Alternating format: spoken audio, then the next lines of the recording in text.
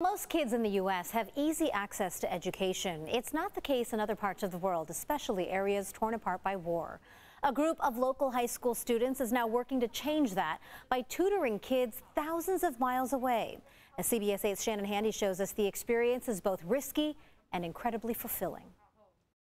It's nearly 9:30 at night. Most of the campus here at Canyon Crest Academy is quiet, except for inside this classroom where students are teaching kids from Afghanistan. So we're going to go into the details of what DNA has inside of it. On a recent Thursday night, hours after their regular school day ended, these Canyon Crest Academy students were back on the Carmel Valley campus, but as teachers. So for example, there's DNA in my body that makes my hair black. Conducting a lab about DNA in front of more than 36 kids, mostly girls. The red parts of the DNA are made of sugar. Located at the Mawu Learning Academy, a private education center in Kabul, Afghanistan. It's called deoxyribose sugar. The partnership between the two classrooms began in April of last year through a program run by the Samuel Lawrence Foundation.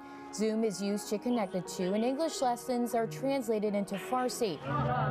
But in August, it came to an abrupt end after the Taliban took over, barring most high school girls from attending school. My students want to share what they know with your students. Canyon Crest history teacher Timothy Stiven wasn't willing to let that happen. Those girls wanted to continue their education, and I knew my students wanted to be able to help them. Mawud's director, Najibullah Yousefi, wasn't either. Despite the safety risk and a lack of supplies, he pressed forward, continuing where the two had left off. How beneficial is this for your students to learn from students here? This meeting has lots of benefits for us. In addition to learning about science, the Afghan students were eager to share their talents as well, from artwork to music and poetry. It makes not how strict it yet, how sharp with the punishment was good. Each time generating applause from their audience 8,000 miles away.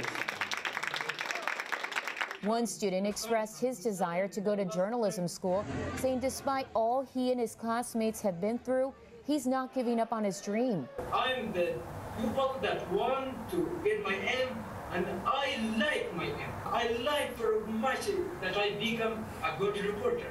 In 2018, Mawud's former campus was leveled by a suicide bombing. 40 students died. Even now, the dangers of attending school are still there, yet getting an education is so important that on this particular day, an Afghan holiday when school is not in session, these kids showed up anyway. This meeting can help them to keeping their way, to didn't lose their hope. This is the main benefit.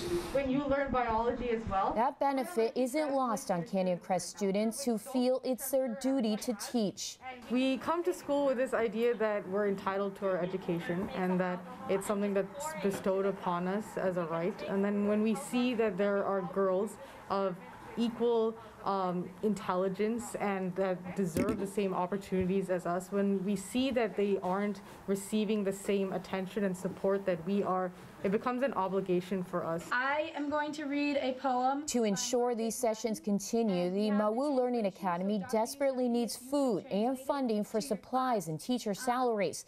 Canyon Crest students started a GoFundMe page to help with those efforts.